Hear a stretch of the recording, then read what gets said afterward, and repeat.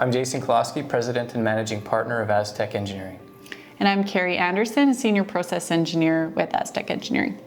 Aztec, our team has always found it very important to support the community. We've supported a lot of great organizations.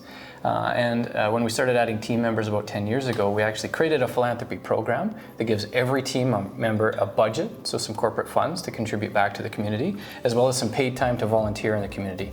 And it's really done a great job of involving our team members in the community. They're building solid relationships and supporting the community in positive ways. As well, I view it as really good personal development for our team members. Aztec was founded in 1997 in Grande, Prairie under a different name. We did a name change in 2003 to Aztec Engineering, and it's been under our ownership since 2008. So it's really a core value of Aztec to support the community that we work in. A lot of our team members and the majority of our ownership team are actually born and raised in this region. And so we want to give back. We're very fortunate to be working and operating in this region, and it's just really important to get our staff out there and to support the different organizations that do good works here.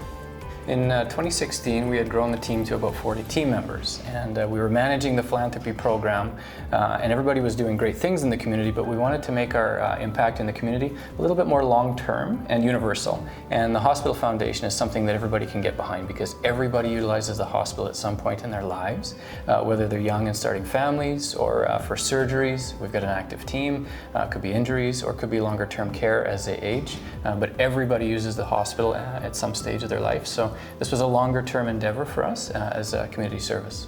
So we look as an organization to supporting the Hospital Foundation because we are positioned in the north. And when you have to receive a treatment, not all treatments are available here.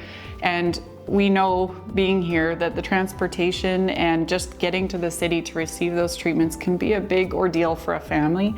So we're looking at helping provide more services so that it's easier on families and that, you know, they can focus on healing and taking care of their family rather than doing this travel that takes so much from people. Our staff is actually quite young and a lot of them are starting families, so the NICU just felt pretty natural for us to support, being that maybe one of our staff might have to use this or maybe one of their family members. And it was just something that was interesting for our organization that was very specific and personal for our goals.